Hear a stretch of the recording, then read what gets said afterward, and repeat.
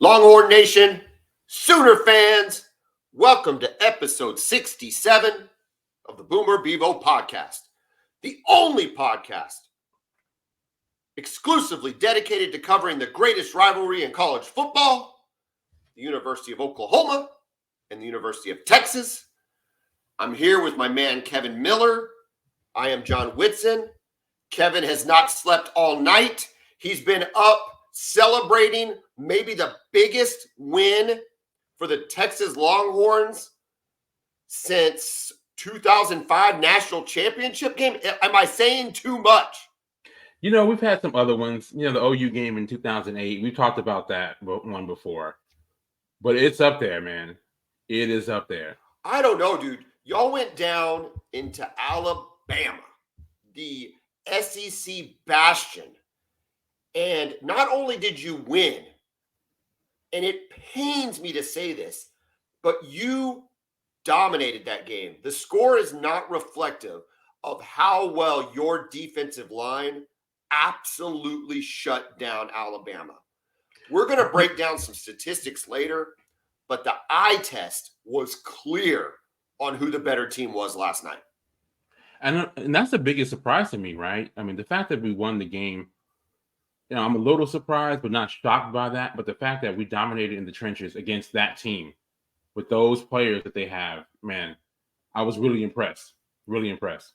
The only one anecdotal story I have of this game was we're watching it last night, and my wife is messing around on her phone, and she's watching her niece play soccer on the computer, and she's just kind of keeping an eye on the game. And she looks up at Jatavian Sanders, and she was like, "Wow, that dude's big." Yeah, you want to talk about looking the part.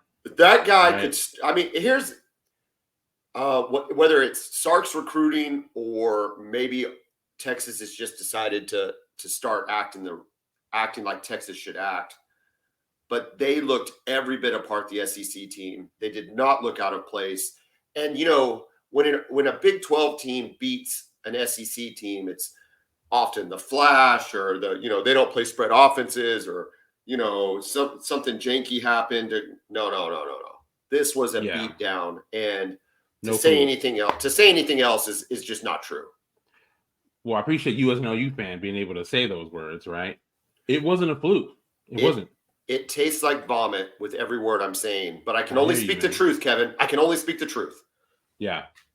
Yeah, just the fact that how they dominated Bama's offensive line. We were in the backfield the entire time. I felt like we were getting held the entire time.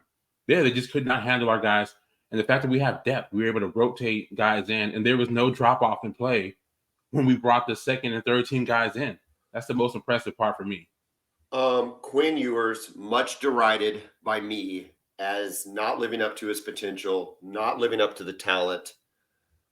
The 3 balls he threw deep for touchdowns were absolutely fantastic. They really, really were good. Yeah, they were. He gave his receivers time to adjust. They were big, long throws. I mean, really impressed with Quinn Ewers, and that takes a lot for me because I thought if y'all were going to win, it wasn't going to be on the arm of Quinn Ewers. But without those, I just don't think you have it. Yeah, and when we did our preview episode last week, we talked about that. That was one of my keys to victory. They would have to hit at least 2 big plays on deep shots, and they were able to get 3. So, yeah, I was really impressed with him. Man, he just looked accurate. He looked calm. If you go back and look at the highlights or just watch the Rice game, he was so jittery in the pocket. He was kind of stepping up and evading the rush when there was no rush to evade. He was stepping up and jittery for no reason. So I don't know what happened between week 1 and week 2, but I'm really glad it did. I thought your offensive line gave him a very clean pocket, but it was like a tight pocket, if that makes sense. Like he didn't have a lot of room to step around, right? He kind of had to deal with what he was dealing with right there in front of him, but it was effective. The thing that OU he was so calm, cool, and collected in the pocket. That's what surprised from last week. He was just standing there. He was so patient, man. The thing that OU fans are, it's going to keep us up at night until the second Saturday in October, is going to be your outside skill players, though. I mean, Worthy, Whittington, A.D. Mitchell, and Jatavian Sanders, right? Am I saying that correct? Right? Jatavion Sanders, that's a scary group of dudes. And It is. We'll get to the Oklahoma game where I think our defense actually played very, very well. Very well. But still, that is just going to give us nightmares because your guys, they look really good. There's a lot of them, yeah. And, in our season preview, we talked about this, right? Our biggest question is, can Quentin just get the ball to them? You get them the ball, and great things will happen. And it will be incredibly difficult to stop from any defense in the country because there's so many guys. Well, and finally tonight, we saw it all come together. We've got a lot more to get to on this game, but let's kind of recap yesterday's action because it was a pretty good day of college football. And let's take a look at our picks. I'm anxious to get to these because of how well I did. Yeah, I bet you are. Notes really quickly. Texas Tech goes to 0-2. How you feel about your boy Joey? Well, you know what? I take back everything good I said about him, right? Not as a head coach, but just as a dude, right? He was a dude I kind of liked before. Then, for some reason, he starts running his mouth about Texas and LU, specifically Texas, especially his comment, they're good at Olympic sports. Bro, what are you talking about? You coach at Texas Tech. Get out of here. So, man, anything bad that happens to Texas Tech, I'm here for it. So I'm glad they're 0-2. I was texting you the Texas Tech updates while you were watching your game, and I'm just telling you that, man, Tech's looking good. It's Oregon. They kind of lost the game in the fourth quarter, right? I mean, Tech might have been a strong word, but they definitely could have won that game, which it was even surprising to me coming off of a loss to Wyoming. But you said it yourself, like, if you think you're good, like if you really firmly believe you're good, that's the year you don't say nothing. You're just like, hey, we got a season to play. We'll see what happens. Mm-hmm. I think he was making up for something. But Tech looks like they have athletes. They look like they didn't look out of place on the field with Oregon, who we know has athletes and has recruited really well over the last 3 years. But they just didn't get it done. 0-2 on the season. A&M, this was one of my picks. I picked Miami to cover and win. A&M looked like crap in the fourth quarter. Had periods all day where they looked like crap. I am here for it. I can't stand A&M. I'm glad they lost. Yeah, I'm here for it too, right? Because I can't stand A&M either. I was just surprised, right? I thought that their offense would be much improved this season under Bobby Petrino, and I like their quarterback, Connor Wegman. Both of those were true, right? The offense looked good. Wegman looked great. But their defense, with all those 5 stars they have on the defensive line, they got dominated by Miami. Miami hasn't had a competent offense in years. And what did they give up? Was it 48 points? Yeah, it was weird. Come on. It's weird to see A&M. They just don't look like a very well coached team, especially on the defensive side of the ball right now. They're not sound disciplined. Look, on social media, they're wanting DJ Durkin's head. Oh, is he their DC? Yeah, he's their DC. Remember him? He was the Maryland head coach. Well, they can look.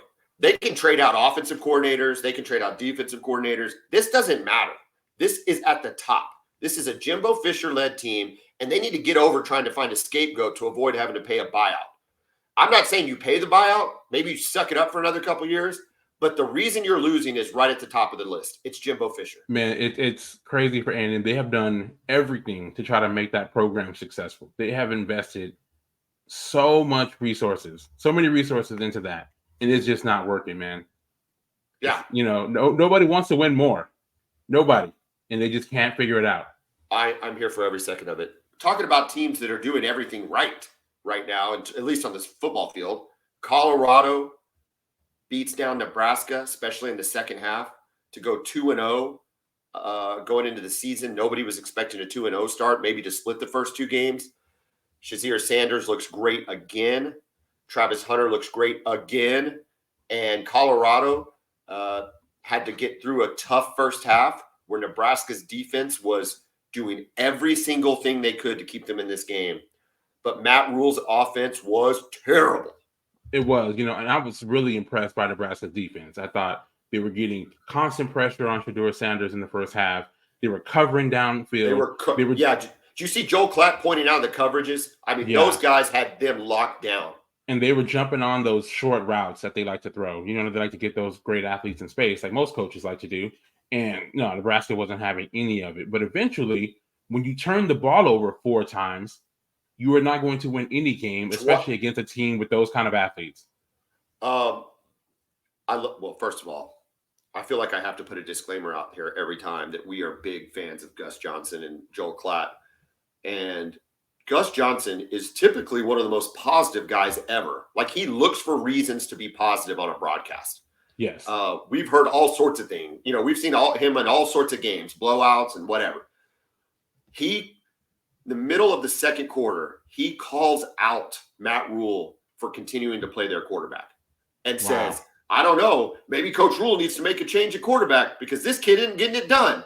And on the very next play, dude throws an interception. And I'm like, wow, is you don't hear that a lot, especially on a national game broadcast. But he called him out, guy throws an interception, and I just wanted to put my head in my hands and like, this guy, he's not doing it. And to lose 2 fumbles on the snap where they're bringing guys in motion. And one time the guy disrupted the snap, right? The snap still came, but he was kind of in the way. Yeah. They ended up fumbling that one. And then the second time, the snap hits the guy in motion, the H-back, and they lose it.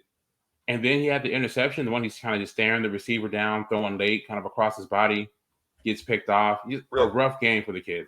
Real quick, just let's put it aside here, some elliptical, and just say, speaking of fumbled snaps, was that the weirdest fumble snap ever on 4th and 2 for you guys? Oh my goodness. You want to talk about lucky, and you need that. This is the kind of play that has gone against Texas for the last 15 years. 100%. Right?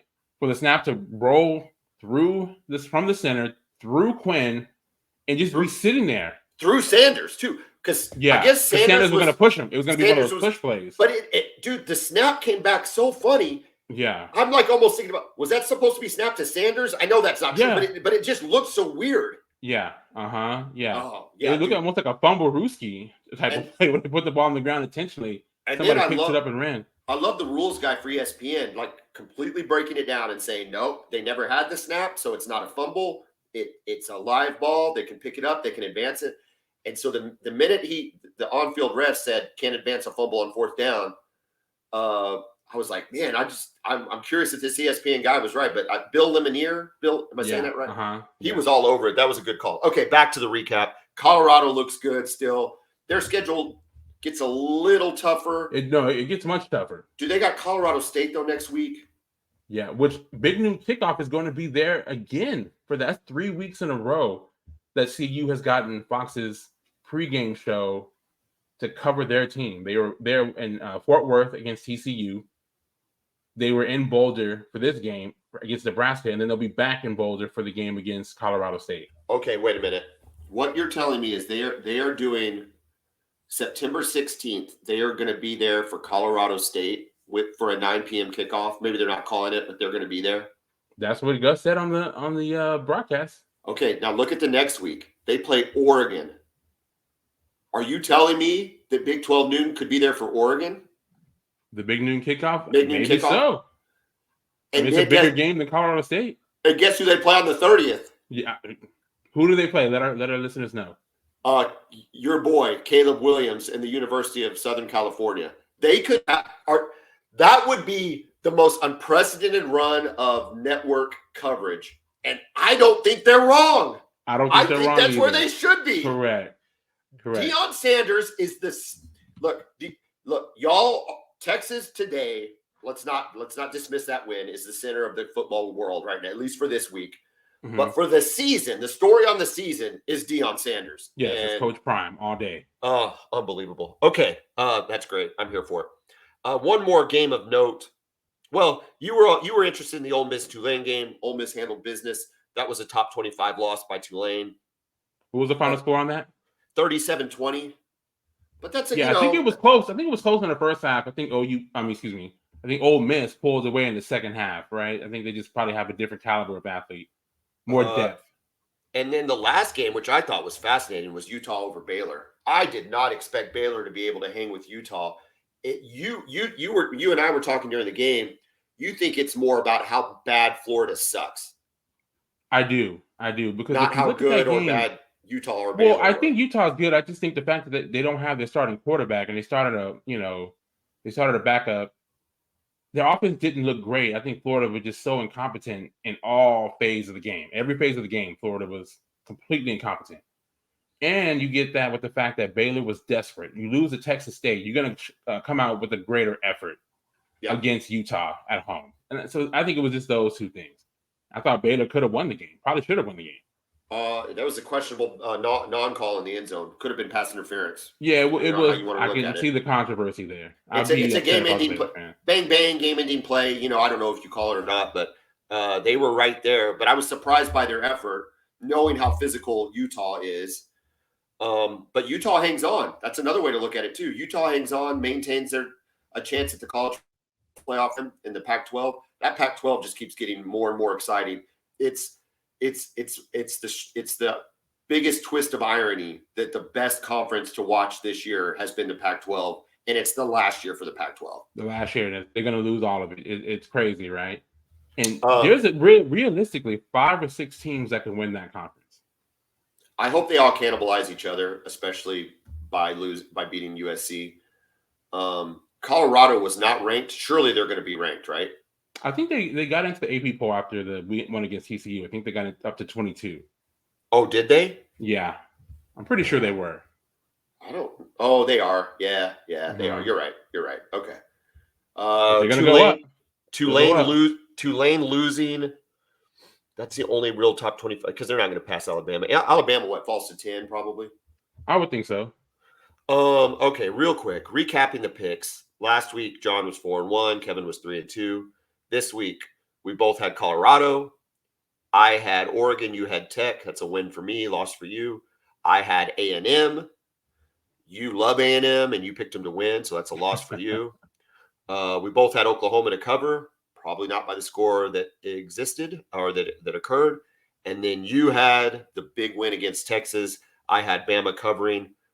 On the year, 6-4 for you, 8-2 for me. If you're betting with the Boomer Bevo podcast and you're listening to our free picks, you are making money, Kevin. Making money. If they're listening to you. Forget last year. Dude, if they're listening to you, 6-4 is a winning week. Yeah, that is a win. Hey, forget last year. Don't even think about last year. Don't. Last year's last year. This is this year. We are making you money. And next Wednesday, we will pick some more games. Although I don't know that the slate is that good.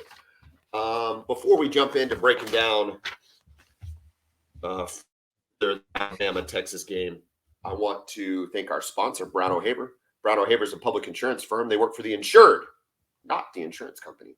So if you've had a loss to your business or your home, fire, wind, theft, anything you have to file a property insurance claim for, and you're looking for a little help, or you think you're getting messed around by your insurance company, or you just want to kind of see what's going on, give us a call. Brown O'Haver. 405-735-5510. Brown O'Haver does really good work for their clients. We are where we're at because of the referrals we receive, because of the clients we've helped. So thank you to all of you out there who have worked with us in the past and for your continuing support when you know about somebody else that's had a loss. If you've had a loss or you know someone that has, 405-735-5510. Kevin, we got to talk a little bit more about Texas and Bama. This was it's the game of the week. So far the game of the year in terms of matchups. Potentially a program defining game for you guys heading into the SEC next year. This is good. I mean, this is good for recruiting. This is good for everything. I think the stat that pops out at me is you hold Bama to 362 yards, but more than that, you hold them to 107 yards rushing. And that includes a very athletic dual threat quarterback in Milroe. Yeah, I thought Milroe was dynamic running the football, right? We did a really good job of, for the most part, containing him. But, man, when he gets loose, it's scary. I don't want to say he's quite Kyler Murray because he's not that electric. Well, he doesn't throw the ball that well. Well, I'm talking about just as a runner, just strictly as running with the football. As a runner, he reminded me of Lamar Jackson as a runner. Yeah, because he's big too, man. Yeah, it was more. His physicality was more Lamar Jackson, and even his throwing motion. Because I've always contended there could be a good Lamar and a bad Lamar. When good Lamar is on, he's the best player in the league. When bad Lamar is on, you're like, bro, just run the ball, And so that's kind of how I felt with this kid. It was like he's either dropping dimes, right, or throwing it into the dirt. Hitting the ground. Yeah, he's hitting the ground. It's a mechanics issue or whatever it was on him. Y'all got some pressure on him for sure. But I noticed there was number 0. Is that Hill Jr.? Anthony Hill, yeah. We talked about him. If you listen to the preview episode, you've heard his name a few times from me. Dude had 2 sacks. Freshmen. He had 2 freshmen, by the way. He made a couple of true freshman mistakes where he got out of contain. Yes. But when he was disciplined and stayed home, you really didn't. He was the reason why Milroe was able to escape a couple times because he'd get too far up into the backfield. But I just didn't think Alabama took advantage of Milroe's legs enough.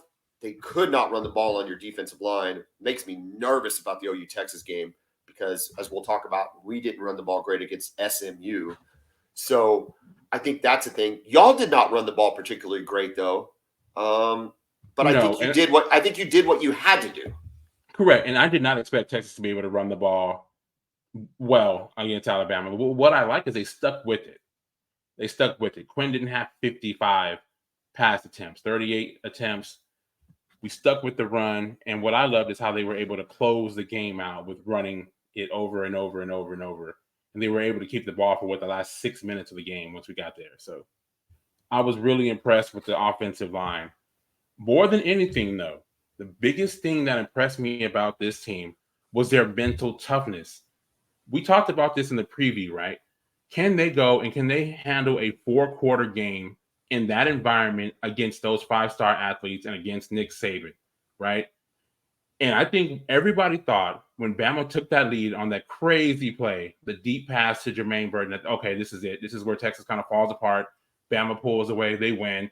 We go, okay, it was a good effort by Texas, but, Bama's Bama, right? But no, they came right back, went right down the field and scored on a deep pass to or on the RPO slant to A.D. Mitchell. It was beautiful. And they just kept coming. Every time Bama would respond, they would just go right back and score. It's the kind of mental toughness I haven't seen from a Texas team in a very, very long time, really since Mac Brown was our coach. Look, this was I don't know if I've said this yet on the podcast. If I had, forgive me. But this is the 6-year anniversary of the Oklahoma-Ohio State game, the flag planting game, where Oklahoma went up to Ohio State and in very similar fashion dominated the game. Oklahoma, in that case, they were behind much of the first half, but in the second half, they were just the better team. And it kind of woke the world up that, maybe Oklahoma knows what they're doing. Maybe they're pretty good. This felt very similar. Like you lost the game at home. It wasn't great. You didn't look like, in your case, you kind of got screwed, but you still lost the game. But to have that redemption factor and to respond in a very tough place to play, Tuscaloosa. The other thing is Quinn Ewers, dude, he looked sometimes against Rice, for example, we've seen him against Oklahoma State. We've seen him against other not so good teams, look rattled, make bad decisions, look hurried. His mechanics will be off. I mean, look at Twitter from the last week of y'all. I mean, all y'all talked about to Texas Twitter was his mechanics aren't good when he's under pressure, da-da-da-da-da-da. He was a different quarterback yesterday. He was a different quarterback in that game. He was a completely different guy, man. He basically the guy that I've been saying he could be, right? I've taken the abuse since we started the podcast about what this guy can be at his very best, right? How accurate he can be, the touch on the deep ball, just how smooth and how calm and cool he is. We finally saw it all come together yesterday. And for it to come together at Bryant-Denny Stadium in that atmosphere against that team, man, from a Texas fan standpoint, it was beautiful to watch. Well, and to be fair, he had a touchdown dropped in the first half. He had 2 touchdowns dropped. Oh, did he have 2? I know he had 2. Was it A.D. Mitchell drop one? Yeah. Yeah. And who dropped the other one? Worthy. Yeah. Yeah. Yeah. Uh-huh. So he had 2 touchdowns dropped in the first half. It's the stat line is solid. 24-38, 349 yards, 3 touchdowns. Talk a little bit about your defense, though, Kevin. Catalan with 7 tackles. Anthony Hill Jr. with 6 tackles. Your big guys in the middle don't show up on the stat line, but they were disruptive. What did you think of your defensive line? Yeah, it was the defensive line, man. And we talked about them in the season preview and the game preview as well, right? We felt like that's where we had the biggest advantage was the defensive line. But, we wanted to see how legit they were. And it would be a bigger test going against those guys. They got guys 350, 360, Alabama does on their offensive line. And, man, they could not handle us all night. We were, especially anytime Milroe went to throw, we were beating their offensive line. We were getting into the backfield. They were holding, getting away with it. Man, and like I said earlier, we have the depth. We had guys coming in, and those guys were getting pressure on Milroe. So it's exciting for me to see what this can be and how we can project this for the rest of the season. Because Alabama, and look, they got some young guys out there, right? I'll admit, they got 5-star guys, but they're young. But we were able to get past them, and it seemed like it was relatively easy. Who do you think under who's their OC? Tommy Rees. Do you think under Tommy Rees he's going to be able to develop Milroe? Is he the guy that develops Milroe? I really don't know. I mean, I feel like who they have Bill O'Brien as their OC last year. I feel like Sark probably could have gotten the best out of him. That's why Sark recruited him to Alabama while he was there, right? Because Milroe, we talked about this. He was a Texas commit. Oh, I didn't know that. No, I don't remember. Yeah. Milroe was a Texas commit. Where was he? Where's he from? He's from Katy. I didn't. Okay, no. If we talked about it, I forgot. No, I didn't even realize it. So, but when Sark got Quinn Ewers to commit, because he basically committed when Herman was still the head coach, and then Sark gets the job, but then Sark gets Quinn Ewers to come from Ohio State. When he did that, that's when Milroe flipped to Alabama. The guy is dynamic, but he is raw. He is very, very raw. You can see that. You can see the talent, but he is raw. He reminds me of Vince Young in 2003. I don't know if you remember Vince Young as a redshirt freshman. He would make these incredibly athletic, dynamic plays, but man, sometimes he would go and throw the ball and just say, "Bro, what are you seeing?" He just wasn't ready yet. Just wasn't ready. And with Milroe, I love the talent. I like the kid. I like his makeup and everything. He just needs more time. And we'll see if Alabama, though, does he have the time? We don't always do this, but since Alabama is such a good team and they're fascinating, they play South Florida next week, followed up by Ole Miss, Mississippi State, and A&M. What is your outlook for Alabama going forward? I think they're going to get better. I think Milroe will get better. I think he'll learn from it. I think it's a great experience for him, right? Just to learn how to handle playing against a great defense. I still think they're going to be good. I think their defense is good. I don't know. I think Texas was just better today. The matchup worked well for Texas. And with their SEC schedule, I don't know, because we still don't know about LSU and a lot of these teams in the West. A&M has question marks. So when you look at the SEC West, they still look like the team to beat to me. Yeah. Even over LSU right now. Yeah. I mean, Georgia clearly looks head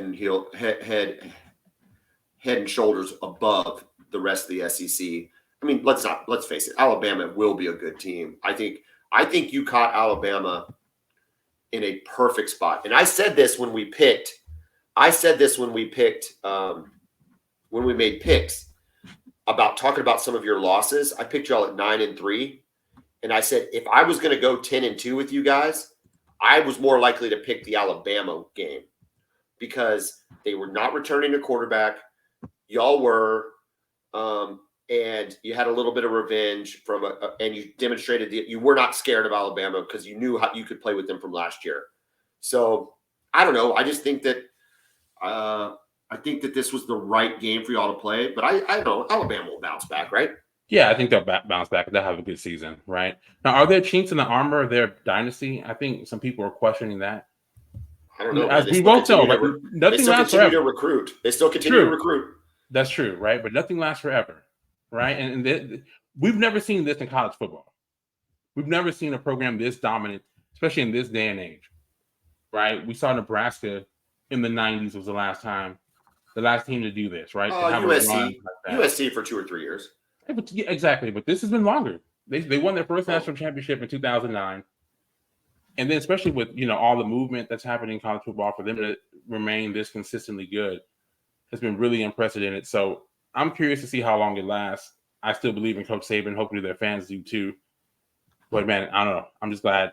I just wonder though. It makes me wonder what would have happened last year if Quinn would have played the entire game. Right? It doesn't matter now, right? But it just kind of makes you wonder. Just seeing how he was playing like this last year. When he played yesterday, he was playing like this last year. You can, first of all, I think it's incredibly fair to play the what if game because that's what's fun about sports. But screw Quinn playing. What about just getting a safety called? Yeah. Just getting a safety called and you win that game. So, and I did pick Bama to cover, and I picked it based on what I saw Quinn Ewers do at Rice. Okay, that's very fair. That's fair. That was my rationale. Okay, this is Quinn in 2023. This was his performance. This is what he looked like, and I didn't like what I saw. I can't envision a scenario where he goes down and looks different against a better defensive team. Yeah. I was wrong. However, a lot of Oklahoma media was saying Alabama was just going to boat roll Texas, that they had no chance, and da-da-da-da-da. And I think I can honestly say I wasn't there. I wasn't on the boat roll group of people because I kind of thought this game was going to be pretty good. It just wasn't going to be – Quinn wasn't going to be good enough, and I was wrong. Well, and in your defense, I picked Alabama to win. I just picked Texas to cover. I just didn't see that they would be able to blow out Texas with Texas's defensive line, right? But I didn't think they would have that mental toughness to last all 4 quarters and keep fighting and keep punching, keep taking punches and then counter punching. That's what Texas has struggled, even under Sark, right? Remember the Red River Shootout in tour? Obviously, you remember that, 2021. Greatest football game of my life. Yes. There you go, right? And then we saw several games like that year, and we saw a few games like that last year, right? Like the Texas Tech game, the Oklahoma State game, just games that they should have won. They just couldn't outlast their opponent. So they had to go out and show us, and they showed us. So, man, I'm thrilled about it. Looking forward for Texas real quick. You got Wyoming before you open up conference play against Baylor. What does this do for you over the next couple games? Is there going to be any hangover? Is this going to motivate y'all and propel you forward? What does a win like this do over the next couple weeks prior to OU Texas? Okay.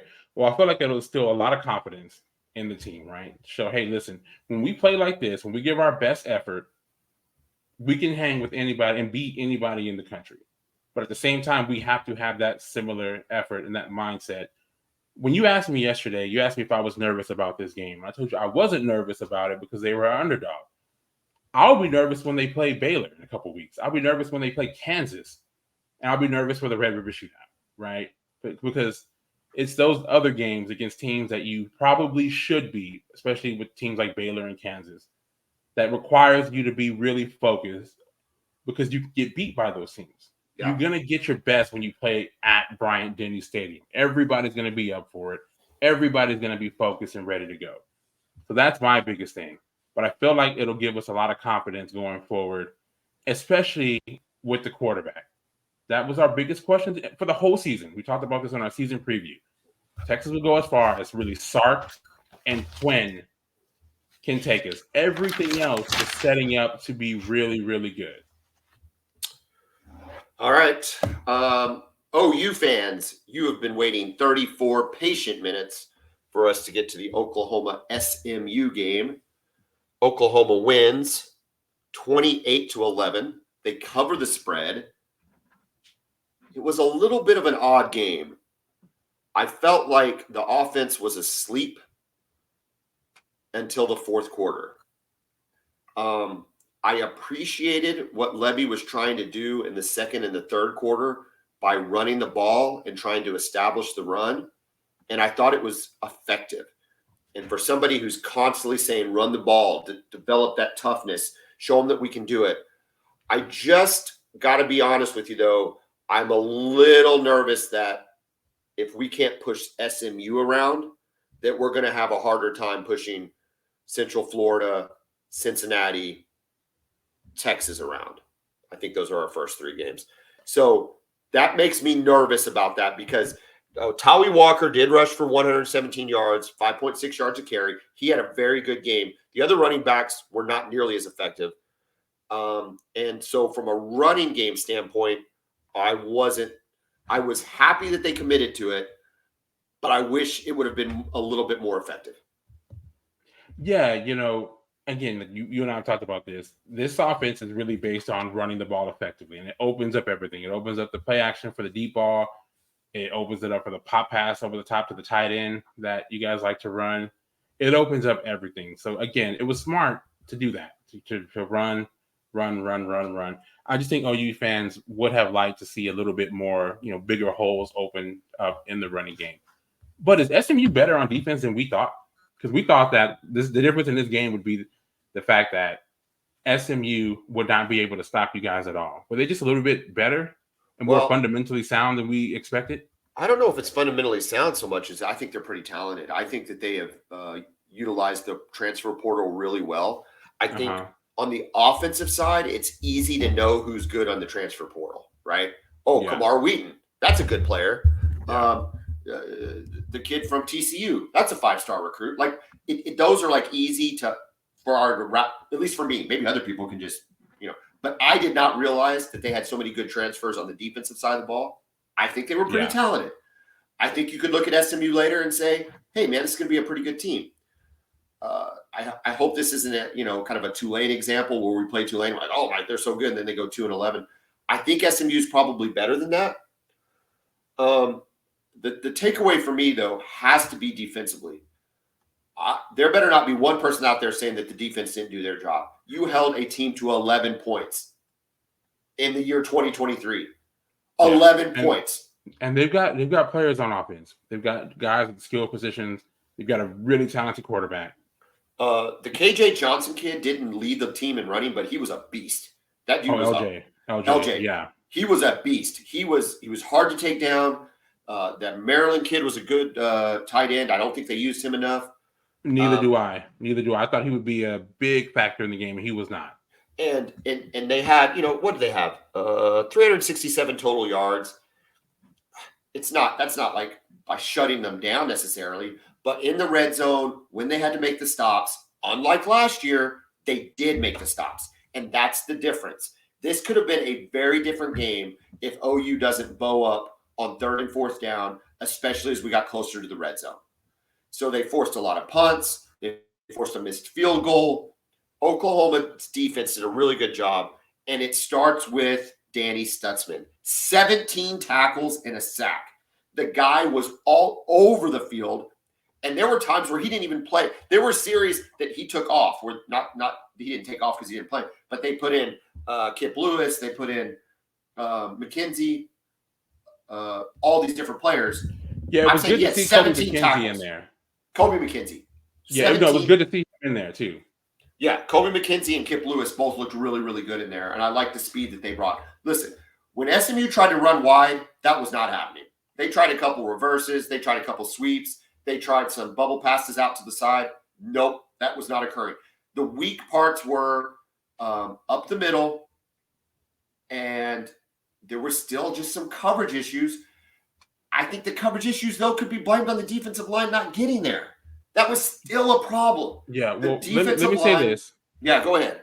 Okay, first of all, you talked about the outside runs not being able to get there. And that speaks more than anything to the discipline of the defense, right? They had that one play. They almost ran like a little fumble rooski where they had the receiver kind of hiding behind the line. They snapped the ball and handed it to him on a little sneak reverse, and Stutzman was just there. That's just discipline. So I think if you're an OU fan, you have to be excited about that. Because last year, you guys would have just overran it, and it would have just left a huge gaping hole, and it would have been a 50-yard run, right? So I think you should be excited about that. The defensive line up the middle, I think you're still developing there. You're still trying to figure out who you have and who is consistently good. But the speed, the athleticism is certainly improved over what you had last year. I think the linebackers are the strength of our defense right now. I think they all of them. Kanik had a bad pass interference call, but that's going to happen. Kanik, Stutzman, Kip Lewis, Kobe McKenzie, those guys looked really, really solid and were all over the field and were in on plays. The unsung hero, okay, if Stutzman is the sung hero because of his stats with 17 tackles, they targeted Woody Washington 3 times. Woody Washington is like, I don't know if he is that good, but I think everybody else thinks he's that good because they just won't go over there. They will not go over there. They certainly respect him. They respect him more than anybody else you have out there. That's clear. And that's fine because you've got true freshmen on the other side and Gentry Williams on the other side, which I think he was hurt, and I think he was back in. Then you had Josiah Wagner. You had different guys going over there. Kalani Walker. All these different dudes were on that side, and they played good. Obviously 11 points. Look, our defense gave up some busts. Our defense gave up some rushes up the middle. Our defense gave up more yards than we gained. It doesn't matter, dude. You hold a team to 11 points, that's a good defense, and it's a good defensive performance, and you build off of that because the points are what matters.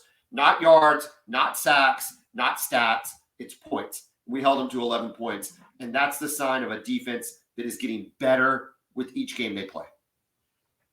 I agree. And, we talked about Stutzman before the year. I felt like he was a little bit underrated by OU fans. I think there were some times in the season where the fan base was really frustrated with him.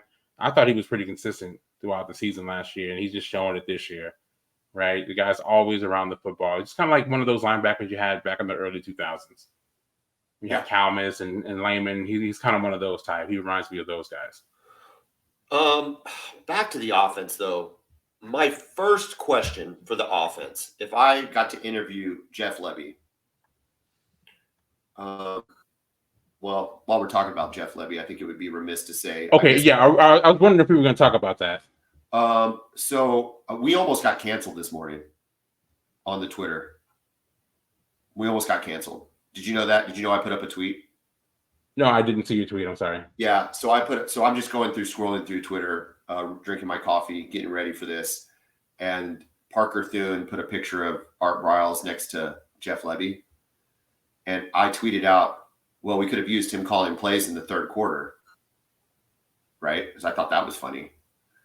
And then I proceeded to read the rest of the tweets that everybody else wrote, and that probably wasn't going to hit the tone. So I not at all. I'm glad you did. I get why you did it, and it's funny. I deleted that tweet, and I thought to myself, "Oh my God, Kevin's career as a podcaster could be done because of one dumb tweet."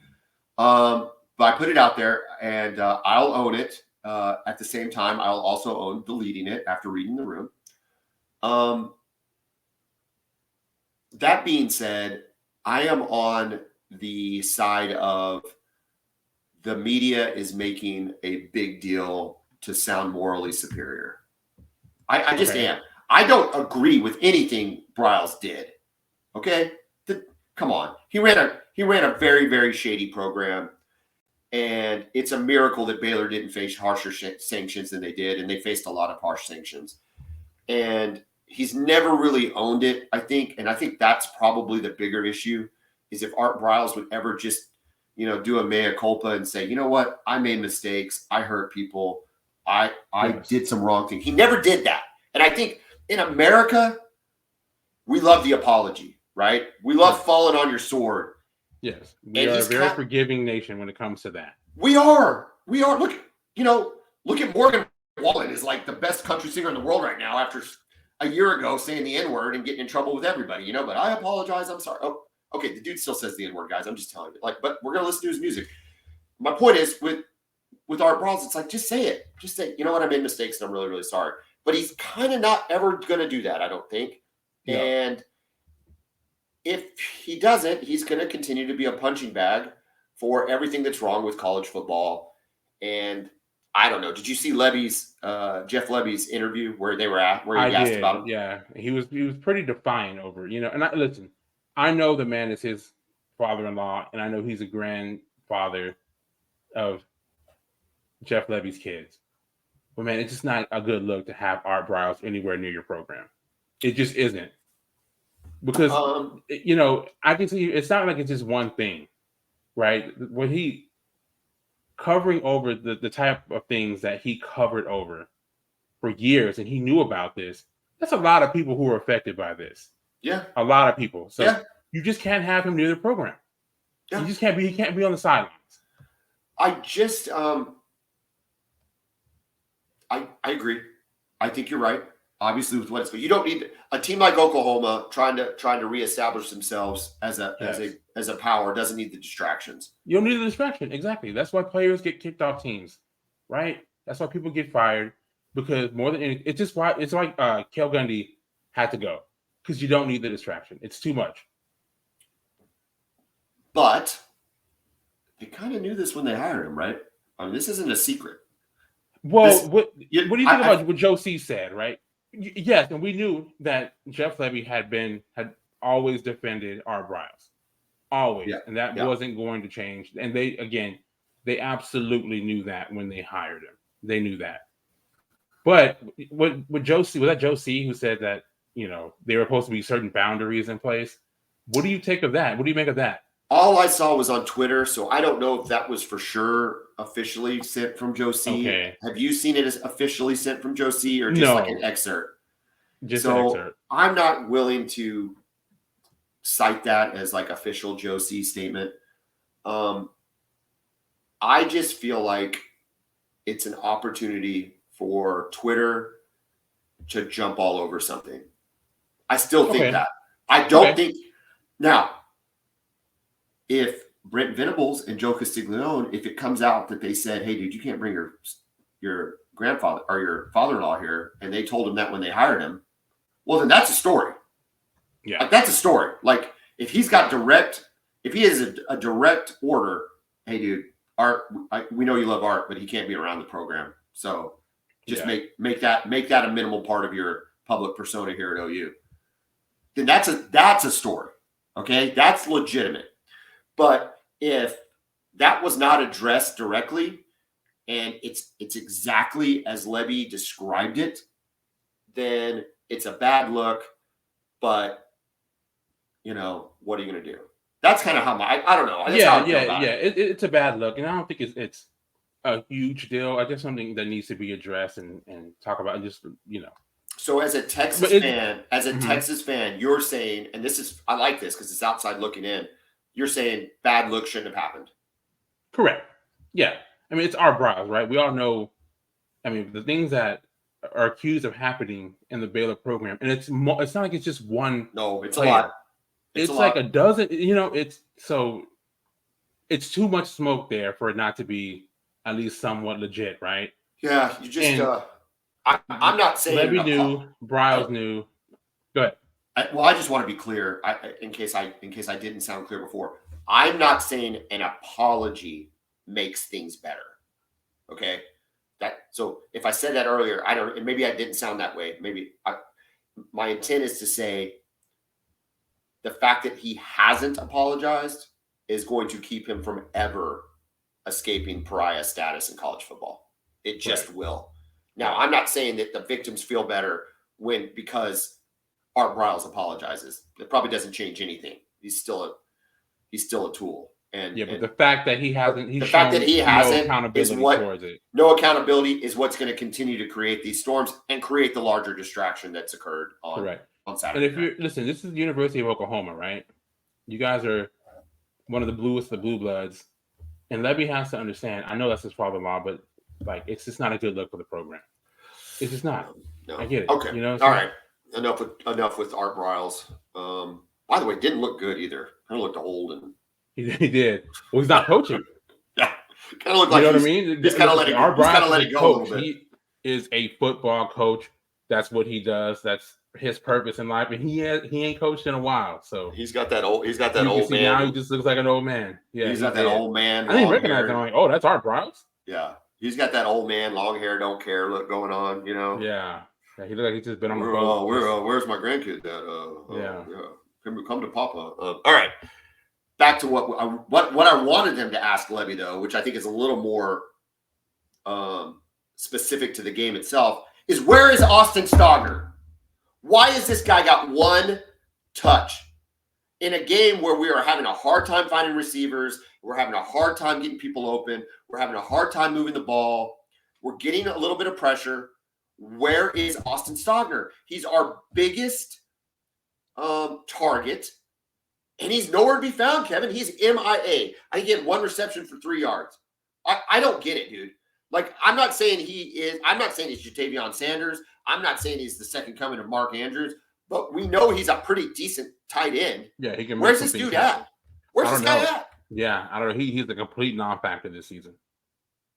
Complete. Oh. And, I don't think he's actually a dominant. He's a big tight end, but he's not a dominant blocker. So, yeah, he's, I think some people thought that he may be a replacement for Braden Willis. Not in the same way. Obviously, he's not as athletic as he's not going to move around the field like he does. But you thought he'd be a target at that position, and it just hasn't happened so far at all. I thought with the lack of a clear number one on the receiving core, that he was going to have a target that he could count on, that he could look for, right? He didn't. A tight end doesn't have to be the greatest athlete in the world. They just have to catch the ball. Feel thing. You got to have a feel for positioning and stuff like that. All of those things, and the kid is a 5-year senior. He's seen a lot of ball. He's been coached by a lot of guys at high-level programs, played in the SEC, played at Oklahoma before. He's been around Lincoln Riley, been around Shane Beamer, been around Jeff Levy, right? I mean, these are all good offensive minds that can coach a guy up. I just expected more than 1 catch for 3 yards against SMU, especially when you're having a hard time moving the ball. If the ball's flying around and it's hitting everybody, okay, well then, Stogner might get lost in the game. But this to me was, you're running the ball, play action, hit the tight end in the flat. Like, I don't know, maybe. And it's interesting, right, that on the touchdown that you had in the red zone that you had Blake Smith in there. Yeah. And you threw it to him for a touchdown. He went one. Yeah, he just had one. He just had 1 catch too. Yeah. Andrell Anthony looked good. He is starting to emerge. He looks like he's becoming the guy. He's potentially emerging. Farouk did make a big play though when we needed it. A really big play when they had cut into 14-11. That was a big play by Farouk. Major with a good scamper on the sideline. Tawi Walker, I like Tawi Walker. I think I'm okay with him being the starting running back. When he's in there. Is it true he was a walk-on? I guess so. I didn't know that. That sounded new to me. But if somebody's out there listening, please put in the comments. I mean, maybe he was a walk-on. I don't know. But because when I see Javonte Barnes, he doesn't have that explosiveness. He does not get you past the first contact. For as big a dude as he is, he doesn't get you past the first contact. Yeah. Is he fully healthy? Well, I don't know. They're running him, dude. I mean, he had 2 carries. He only had 2 carries. Yeah, and they weren't very good. Or is he just that far behind? Yeah, and I saw Gavin Sawchuk. What do you have? 1 carry, 4 yard? If you line up Walker next to Javonte Barnes, you're going to give the ball to Javonte Barnes 95 times out of 100. All day. Javonte Barnes is the best-looking person on that team. He is, just from an athlete standpoint. He looks like he could play anywhere, on any position. Team?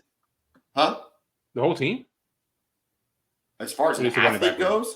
Yeah, okay. I mean, yeah, I do. Yeah, you don't think you couldn't play cheetah position for him? At least in terms of how he looks. I'm just saying how he looks. No, I hear you. Stand him up there and go, man, that guy, put him anywhere you want. Yeah. That guy's a stud. He gets tackled too easily, and he doesn't get any additional yards. Tawi Walker gets tackled and carries teams for 4 or 5 yards, man. Like, he's got those big old thighs, that kind of Samaje P. Ryan. Uh-huh. My daughter was watching him, and she's like, is that Vaughn? Is that Vaughn? And I'm like, no, it's not Vaughn. Is he bigger than Vaughn? I'm like, well, he's a little bit bigger, but not a lot. I mean, they loved him last year. So, I don't know. My final takeaways from the game are you have to be happy with the defense. If you walk away being pissed at the defense, you're mad at the wrong things.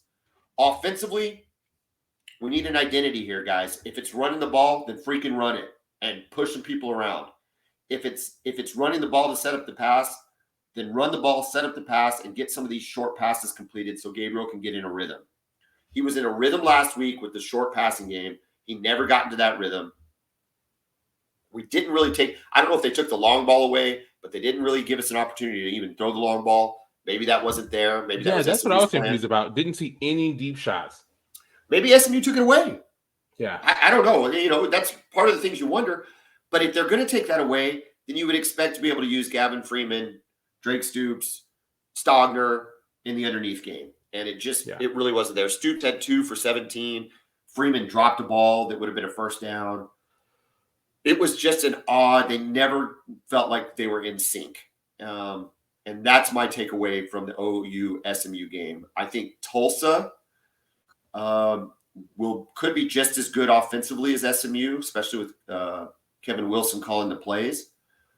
So I think we have an opportunity again to see the defense kind of show out. But offensively, we've got to find a rhythm and an identity before we hit Big 12 play. Correct. Yeah, and you got to hit those explosive plays. You're not going to win consistently without hitting those big plays. Even if the offense is struggling to move it consistently, you got to hit plays. If you're not, well, you got to do one or the other. You got to do one or the other, right? Correct. Yeah, you got to do one or the other. You either got to hit big plays, or you have to be incredibly consistent and moving the ball. And Absolutely. We weren't incredibly consistent. But hey, crazy part is we covered the spread, right? So the spread was 15 or 16. Yeah, 16 and a half. But at the same time, I think we all thought that it was going to be 47-30. Right? Correct. Yeah. I think I had 40. Was it 42-20 or something? 42-24? And am I weird to think, would I have really felt better about that? I don't think so. No. I don't think, no. I'm walking away saying our defense looks really good. I think I have to convince myself that this is a better win than 47-30. It has to be, right? Yeah. I would think so. If this was Texas, I would think so. It almost kind of looked like Texas and Rice. The way Texas looked against Rice. It's a little sluggish offensively, right? Just so again, you got Tulsa next week. You go out and handle business against them. Hopefully you put up some points. It'll be on the road, but it's not going to be a road challenge, but it'll be nice to get away and kind of, I think teams a lot of times can focus better when they're on the road. I tell you, I do. I think they can focus better on the road. I think it'll be a good matchup to get us in. I am not entirely not worried about Cincinnati in 2 weeks. I know. I understand that. I know we'll get there. It's going to be an interesting environment there. It's their first ever Big 12 game. Them and UCF are not. I mean, Houston and BYU have looked kind of pushoverish. Yeah, Houston lost to Rice yesterday. Yeah, and they gave up 47 to Rice too. I didn't realize that was that bad. They look pretty pushoverish.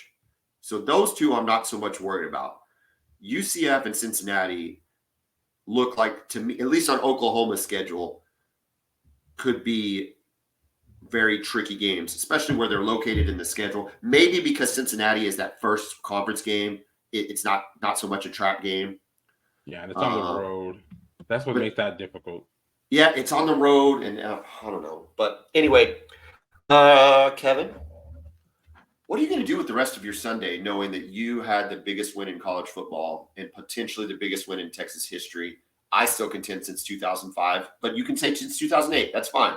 We're talking over 15 or 16 years, the biggest win in your program's history in 15 or 16 years. What will you do with the rest of your Sunday? Man, well, I'm just going to enjoy it, right? I'm going to watch the highlights probably 20 times, right? And then I'm going to keep up with the NFL opening day for them. I got a fantasy team, of course. So we'll see how that goes. Who's your quarterback? I've got 2 quarterbacks, but Joe Burrow. Wow. I also have Justin Fields because he puts up numbers. Joe Burrow, historically not good against the Browns, and they play the Browns today. Well, it's funny because as of right now, I haven't made my final decision yet, but I've got Justin Fields going against Green Bay.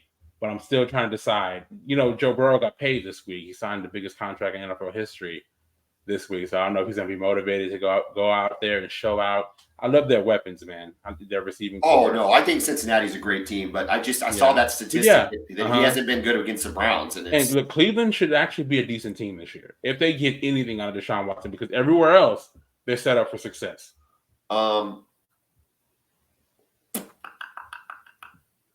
Who's your point getter though? Because are you in a PPR league where you need a point getter? I am in a PPR league. I don't have great wide receivers.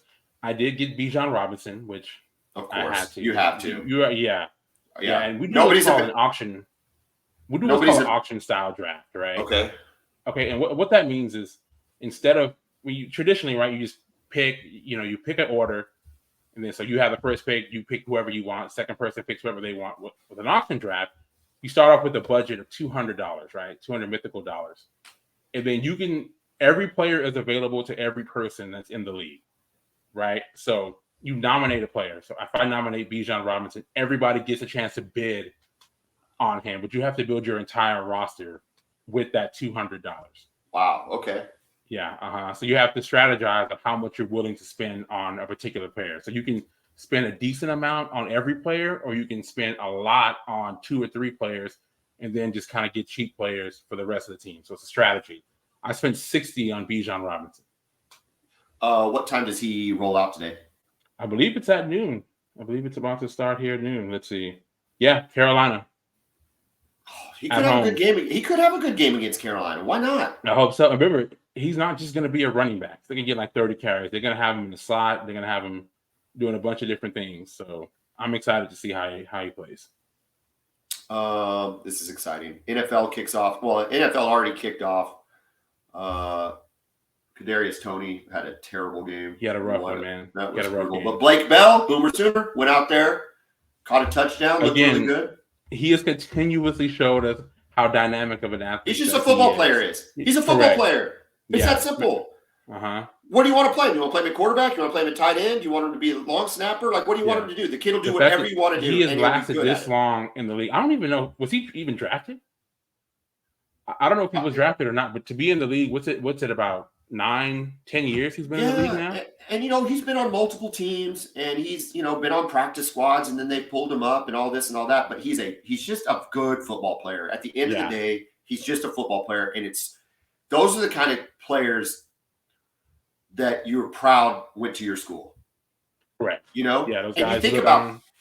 And I don't know how much we'll have of that in the future because the NIL and how many and transfer portal. If a Blake Bell would have stayed in Oklahoma and wouldn't have been a tight end, but one of those guys that just stays and just keeps getting better and better and then shows out in the league. It's just, man, I love it. I freaking love it. Yeah, 9 seasons in the NFL for him. Good for him, dude. He's great. Yeah. Your Cowboys tonight? Tonight, yeah, Giants should be a fun one. What are we gonna get out of that? I think the defense is going to be really good. I think they're going to be able to get pressure on any team they play this season. Will Deuce Vaughn play at all? I think he will. I do. I think he'll play. That will make me an even bigger Cowboy fan than I already am because I would love to see a little guy like that. He's so fun to watch. I know he played in the preseason, and of course he's going to be a fan favorite. Some fans already know. Those who keep up with the preseason, they already know. Obviously, we know because we love college football. Yeah. We've been knowing. But the NFL, the Cowboys fans will know soon enough, and they're going to love it. All right, dude. This was a great show. Congratulations again on your big win. We'll get together Wednesday and Thursday and preview week 3. In the meantime, Boomer. Hook 'em.